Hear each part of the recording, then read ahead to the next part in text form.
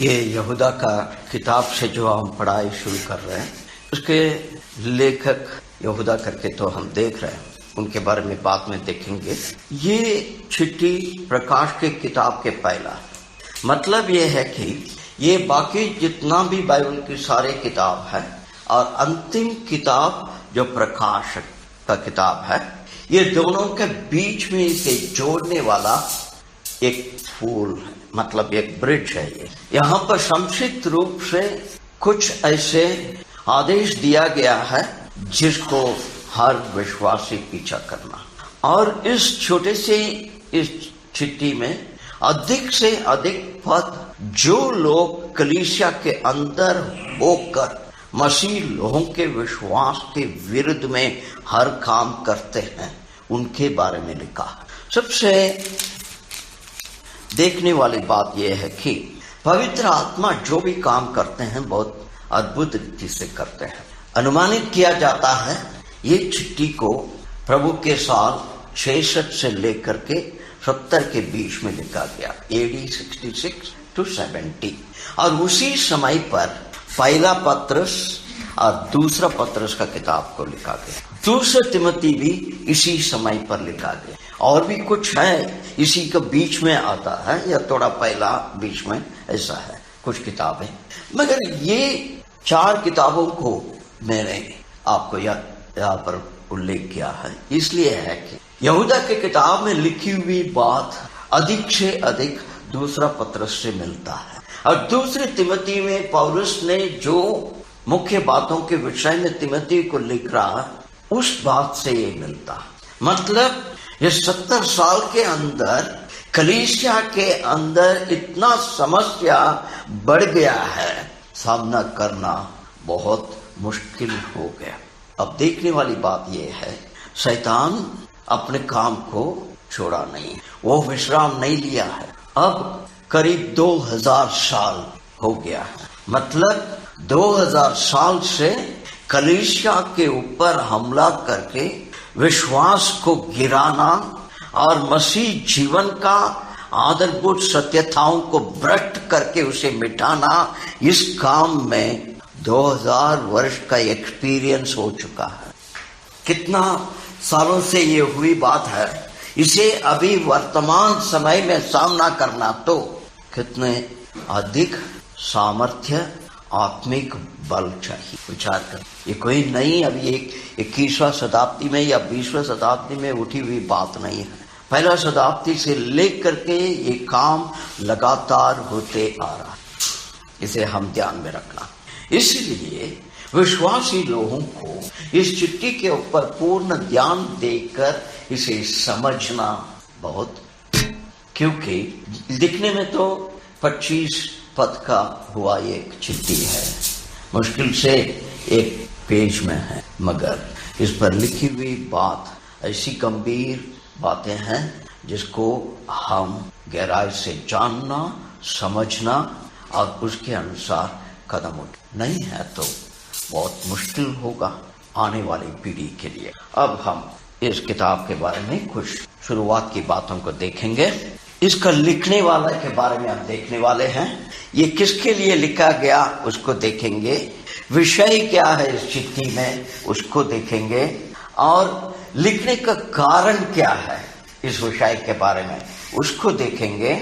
और ये जो लोग हैं जिसके बारे में लिखा है, जिस विषय के बारे में लिखा है, उनकी चरित्र या उनका गुण कैसा है उसको देखेंगे, और उनके काम किस प्रकार से है, वो लोग क्या काम कर रहे हैं उसे समझना चाहिए, और उनका अंत क्या है उसे भी जानना चाहिए। इस बातों को मद्देनजर रखते हुए इस किताब की जानकारी हम पा सकते हैं। मतलब आने वाले दिनों में ये सारे विषयों के बारे में हम इस किताब से पढ़ाई करेंगे। इसलिए ये छोटी सी चिट्ठी है, 2 या 3 मंगलवार में खत्म हो जाएगा करके मत सोचिए, क्योंकि एक बड़ी गंभीर विषय है इसको जानना। अब आगे जाएंगे, आपकी जिम्मेदारी भी इस पर बढ़ता है, उसको आखिर में हम देखेंगे। इसका लेखक कौन है आपके बाइबल में भी लिखा है, आपने पढ़ा भी है पहले पद में, उसने कहता है कि यहूदा। विद्वान लोगों का ये यहूदा के विषय में, चिट्ठी के विषय में बहुत चर्चा चल रही है, इसलिए हम उस चर्चा के अंदर नहीं जाएंगे, उसको नहीं देखेंगे, मगर हमें साधारण रीति से वचन से जो बातें मिलता है उसी को लेकर के जाएंगे। इस बात का हमें ध्यान में रखना है, चिट्ठी कौन लिखा है वो मुख्य नहीं है, चिट्ठी को लिखाने वाला कौन है वो है सबसे मुख्य बात, वो है पवित्र आत्मा। इसीलिए ये परमेश्वर के ओर से आई हुई चिट्ठी। ये यहूदा कौन है? कुछ लोग कहना ये है कि निकालिए मत्ती का सुसमाचार 10 अध्याय का 3 पद। यहाँ पर मैंने सारे पद लिखा है, इसको पढ़िए एक एक करके। मत्ती 10 अध्याय के 13 पद, 3 पद, सॉरी मरकुस 3 अध्याय के 18 पद। और अंद्रियास और फिलिप्पुस बरतुल्मै और मत्ती और थोमा और हलफई का पुत्र याकूब और तद्दी और शमून कनानी। लूका 6 का 16।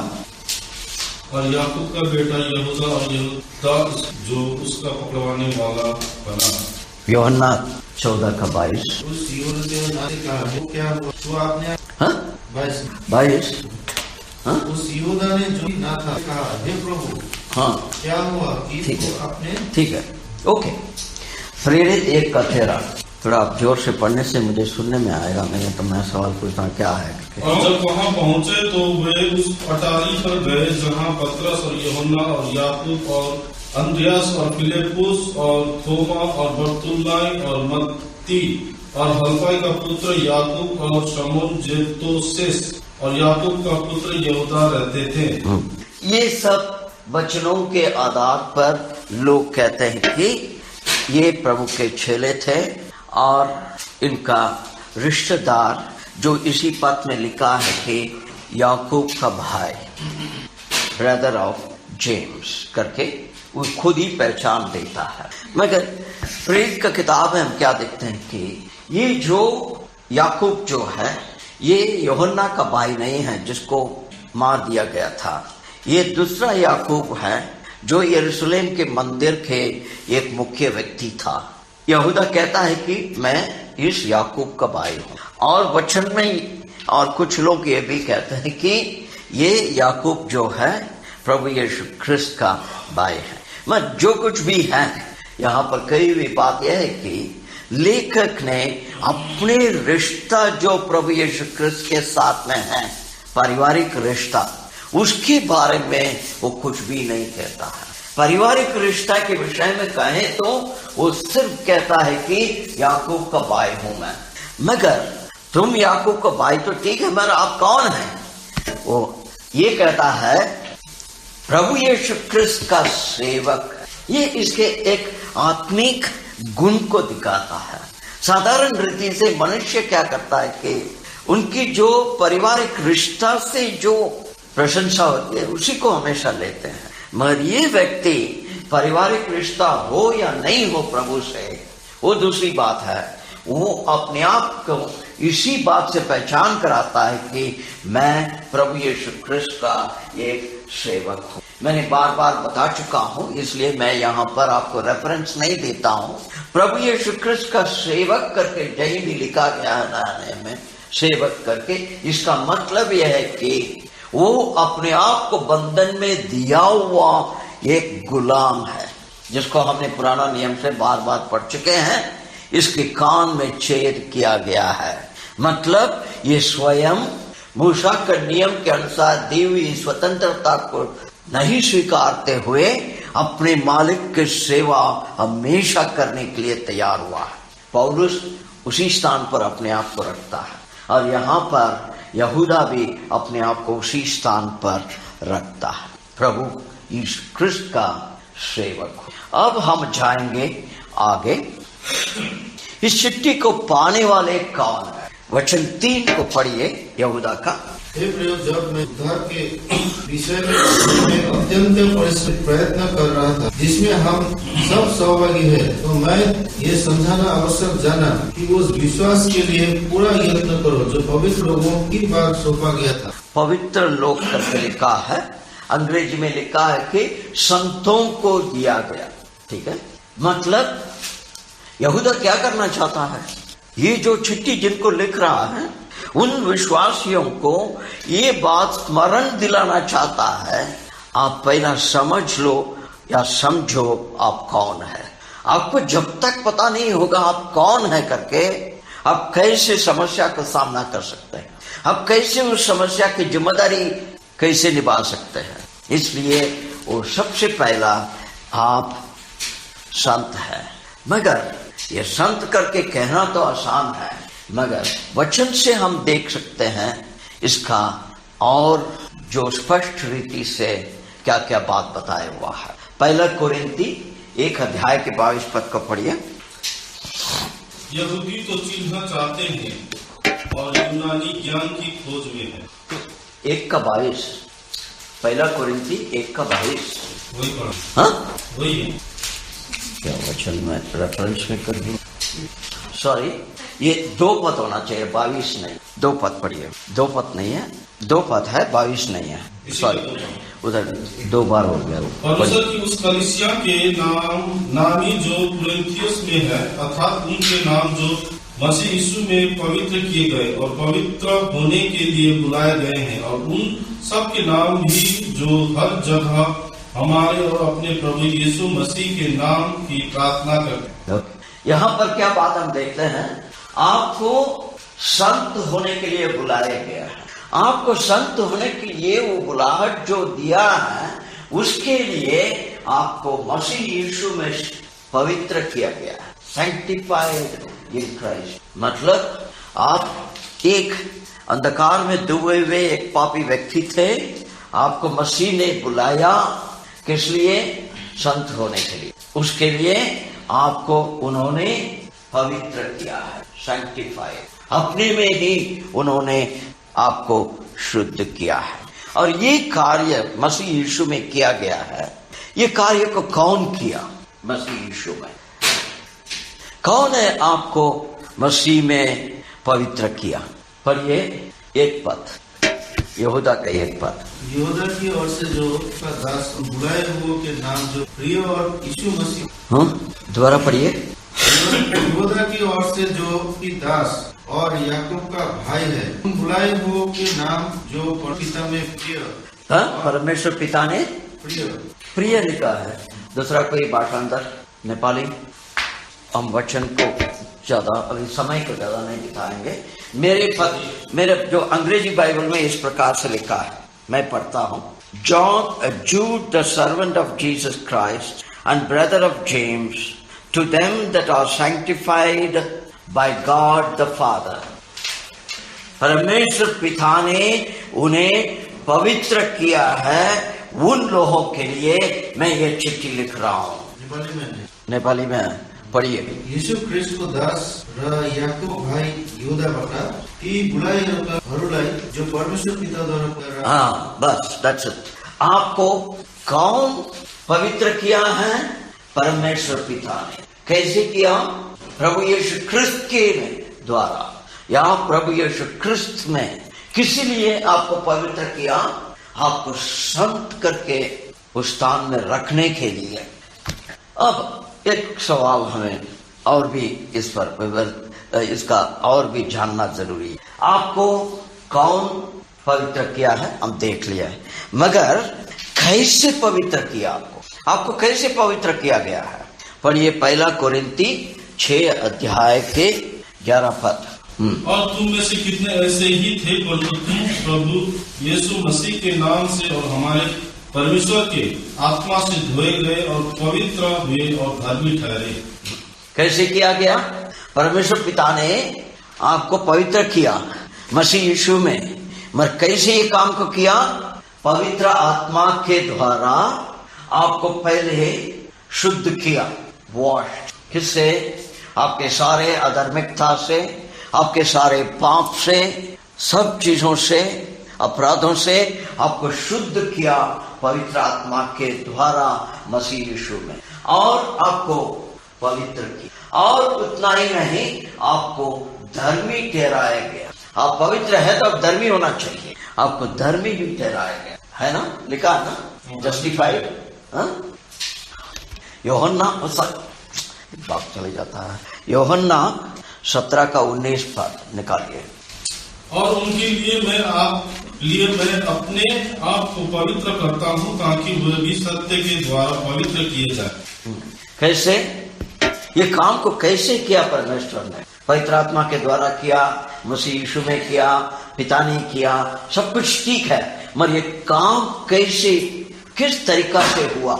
यहाँ पर यूहन्ना के सुसमाचार में पढ़ते हैं, मैं अपने आप को पवित्र बताता हूँ उनके कारण। ये नहीं है कि प्रभु यीशु क्रिस्त को इस पृथ्वी में जब होना था, जब थे, उस समय पर प्रमाण देना पड़ा मैं पवित्र हूं करके, स्थापित करना हुआ, ऐसा बात नहीं है। वो पवित्र थे, मगर उनके कारण वो अपने आप को पवित्र ठहराए ताकि सत्यता के द्वारा ये लोग भी पवित्र हो जाए। ये काम सत्यता के द्वारा होता। एक एक कदम आप आगे जाना चाहिए। मतलब एक दरवाजा खोले, कुछ जानकारी मिले, दूसरा लॉक को खोल करके अंदर गए और एक जानकारी, ये आपको यहाँ पर ले सत्यता, सत्य के द्वारा लिखा ना आपका बाइबल में। ये क्यों लिखता है? समस्या ये चिट्ठी में यही है कि ये लोग सत्य के विरुद्ध में काम कर रहे हैं और आपको समझा रहे हैं कि वो जो कह रहे हैं वही सही है, सत्य है करके। मगर आप इस बात को याद रखो, आप एक संत है, आपको परमेश्वर संत होने के लिए बुलाया है, और इतना ही नहीं, आपको मसीह यीशु में संत बनाया गया है, और इस काम को परमेश्वर पिता ने किया पवित्र आत्मा के माध्यम से, और इसके लिए मसीह ने खुद अपने आप को पवित्र ठहराया ताकि हम लोग भी पवित्र हो जाएं और सत्य के द्वारा। मतलब आपके जीवन में जो काम हुआ है वो सत्य के द्वारा हुआ है, वो कोई दंत कथा नहीं, वो कोई काल्पनिक बातें नहीं है। और आगे जाएंगे यूहन्ना 17 का 17। सत्य के द्वारा उन्हें पवित्र कर तेरा वचन सत्य है। ये सत्य कौन सा सत्य है? परमेश्वर का वचन। आपके जीवन में जो भी काम किया गया है वो परमेश्वर के वचन के द्वारा काम किया गया। ये कोई ऐसे ही कुछ जो जादू करके नहीं किया है, उसकी आधार है, वो आधार है परमेश्वर का वचन। परमेश्वर का वचन सत्य वचन है। इसका मतलब, उसका कहना ये है, आपको जो आत्मिक लड़ाई लड़ना है उसको आप इसी माध्यम से ही कर सकते। आपको याद होगा जब प्रभु यीशु क्रिस्त की बपतिस्मा हुई, 40 दिन 40 रात उन्होंने उजाड़ स्थान पर उपवास किए, उसके तुरंत शैतान आकर के परीक्षा लिया। हम वचन में पढ़ते हैं, उस परीक्षा के समय में उन्होंने शैतान को कैसे सामना किया? 2 शब्दों से सामना किया। वो कौन सी शब्द है? ऐसे लिखा है ना। इसलिए हमें इस बात को समझना चाहिए, इस पवित्र शास्त्र को छोड़कर दूसरे कोई मार्ग नहीं है, दूसरा कोई माध्यम नहीं है जिससे हम इस शैतान के हमला को सामना कर सकते हैं। एफिसी 5:26। और उसको वचन के द्वारा जल के स्नान से शुद्ध करके पवित्र बनाए। उसने पानी के द्वारा शुद्ध करें और पवित्र बनाए। और वो कैसे होगा? मैं जीवित पानी देता हूं करके परमेश्वर ने कहा। वो जीवित पानी का कोई रूप है? वचन है। वही वो कहता है। यहाँ पर ये कलीसिया के संदर्भ में लिखा है। कलीसिया को पवित्रता में, सत्यता में कैसे रखा जाता है?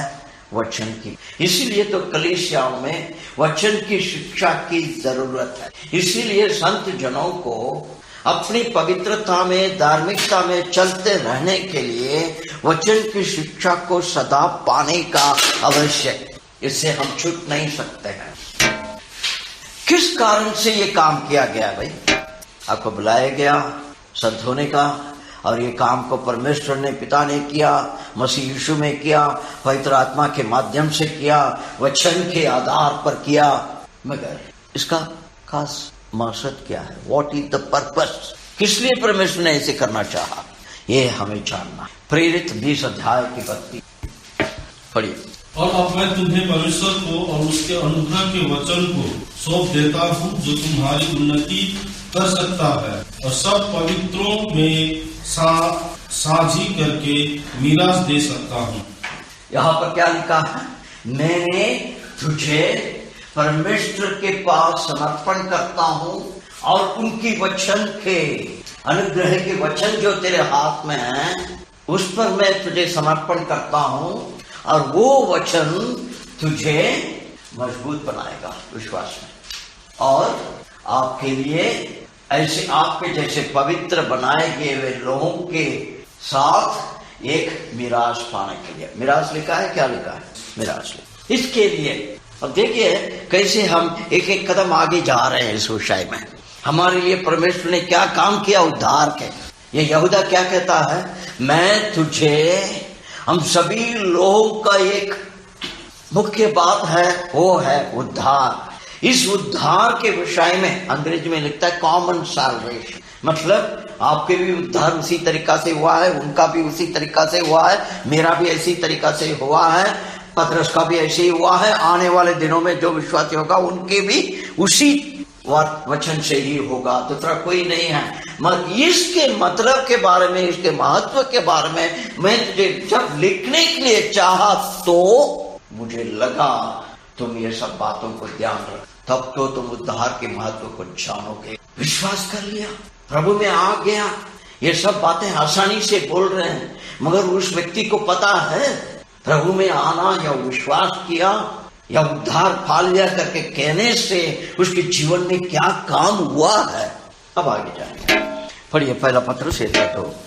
और परमेश्वर पिता के भविष्य ज्ञान के अनुसार आत्मा के पवित्र करने के द्वारा आज्ञा मानने और यीशु मसीह के लहू के छिड़के जाने के लिए चुने गए हैं, तुम्हें अत्यंत अनुग्रह और शांति मिलती रहे। यहाँ पर क्या लिखा है? आज्ञाकारी बनकर रहने के, ये मुख्य बात है। ये मैंने हाईलाइट किया है बोल्ड लेटर में, इसलिए है कि बाद में इसी पदों में हम पढ़ेंगे शांति और अनुग्रह बढ़ते जाए, बहुत, इसलिए मैंने उसको किया। मुख्य बात यह है कि यहाँ पर लिख दिया आपको मजबूत बनाने के लिए, आपको एक विराज पाने के लिए, खुश हो। मगर भैया ये सब आप तो चीज है, आप तो खुश है, मगर उसके लिए एक कीमत चुकाना है, वो है इजराइल का समस्या क्या था? अनाज्ञाकारी, है ना? इसलिए वो लिख रहा है भैया ये जो लड़ाई थे हमारे सामने अभी खड़ा है, इसको सामना करने के लिए हम ये सब ये हमारे अंदर होना चाहिए। हम परमेश्वर का आज्ञा को पालन नहीं करेंगे तो इसको सामना नहीं कर सकते हैं। आप एक बात ध्यान में रखो, इन लोग ये जो झूठा शिक्षा लेके आ रहे हैं, पिछले 2000 साल से इनके शिक्षा को मजबूत करके इनके हाथ में दिया गया है। आप समझ रहे हैं इसको? Satan had worked this teaching for the past 2000 years and given it in the hands of these people. So if you have to face, आपको इसे सामना करना है, आपके अंदर कोई सामर्थ्य, यही उपाय। इसी चिट्ठी में आप पढ़ते हैं, उदाहरण है इधर, हम अभी नहीं आएंगे। यूहन्ना 15:16।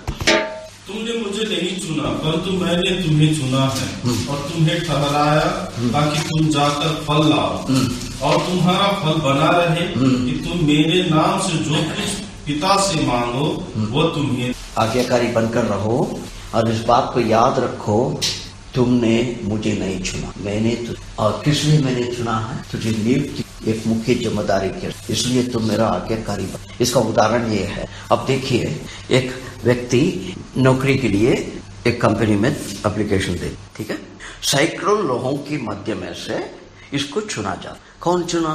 कंपनी ने, मालिक ने। उसने नहीं चुना कंपनी को, मैं तुम्हारे साथ में काम करूंगा करके, नहीं, कंपनी ने उसको। किस लिए? उनसे ये उम्मीद रखा जाता है, कंपनी का लक्ष्य, कंपनी का उद्देश्य, ये सबको समझकर, अपनी जिम्मेदारी को समझकर कंपनी का आदेश को पालन करेगा।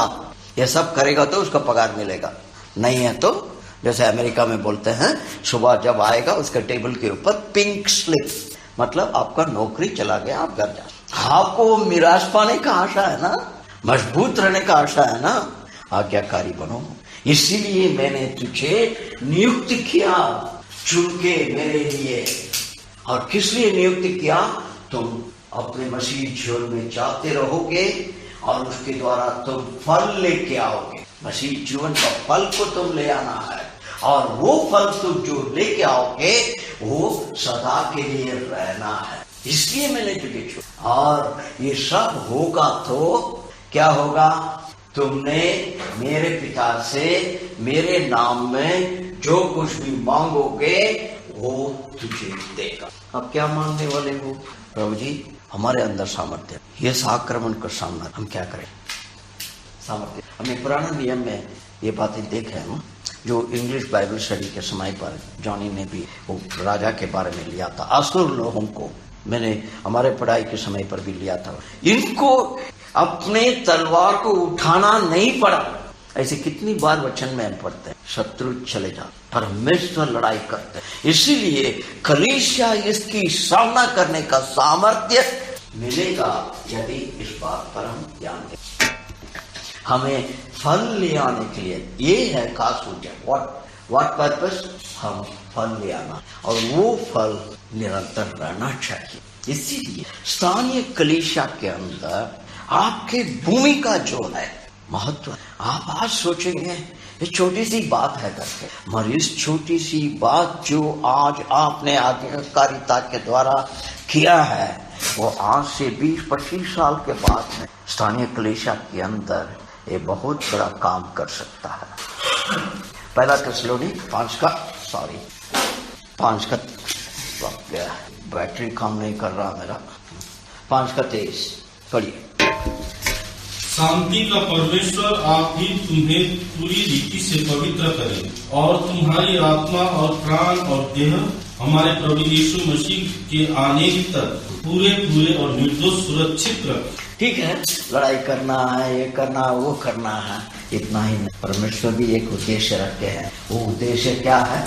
आपको पूर्ण रीति से पवित्र, और दूसरी बात आपके पूर्ण आत्मा और प्राण जो भी आप रहे और ये सब प्रभु यीशु क्रिस्त आने का समय तक निंदा रहित रहे। यहाँ पर 3 बातें, स्पिरिट, सोल, मतलब प्रभु यीशु क्रिस्त आने का समय तक इस पृथ्वी के जीवन काल में आप निंदा रहित रहे। उसके लिए कितने मसीह लोग एक क्षण की परीक्षा में गिरकर अपने जीवन को बिगाड़ा। ऐसी मोड़ पर पहुंच जाते हैं, एक क्षण के अंदर अपने असलियत को भूलकर वर्तमान में जो स्थिति पर जीवन बिता रहे हैं उसे याद रखते हुए छोटा सा भ्रष्टाचार में हाथ बढ़ाया, और बाद में पकड़ा गए। चरित्रहीनता, झूठ, ऐसी बहुत सारी चीजें जो है हमें एक क्षण में गिरा देता है, समय नहीं लगता। दाऊद का समस्या वही था ना, जब सारे लोग जाके लड़ाई का मैदान में लड़ाई कर रहे हैं, वो राजा होकर के उनके साथ में होना था, वो बैठ करके आराम कर रहा था। उस कारण से कितनी बड़ी विपत्ति इस्राएल में आई। वो गिरा, उसके बाद में खून मतलब गुनहगार बना। पापी सिर्फ नहीं, हत्या करने का गुनहगार हो गया परमेश्वर के सामने। इस कारण से परमेश्वर ने बोला कि तुम जिस तलवार को उठाया वो तलवार तेरे परिवार से नहीं उठेगी, नहीं हटेगा। इस कारण से आखिर में क्या हुआ? देश विभाजन में। ये बातें हम ध्यान में रखें। हम आज यहाँ पर रुकते हैं। हम हमारे संत होने का और उसके लिए हमें पवित्र बनाया गया है, इसके विषय में हमने अब प्रभु के अनुग्रह में आने वाले दिन में जो अंग्रेजी में कहते हैं प्रिजर्व, मतलब सुरक्षित जो रखा गया है मसीह यीशु में, उसके बारे में देखेंगे। वो भी एक पद में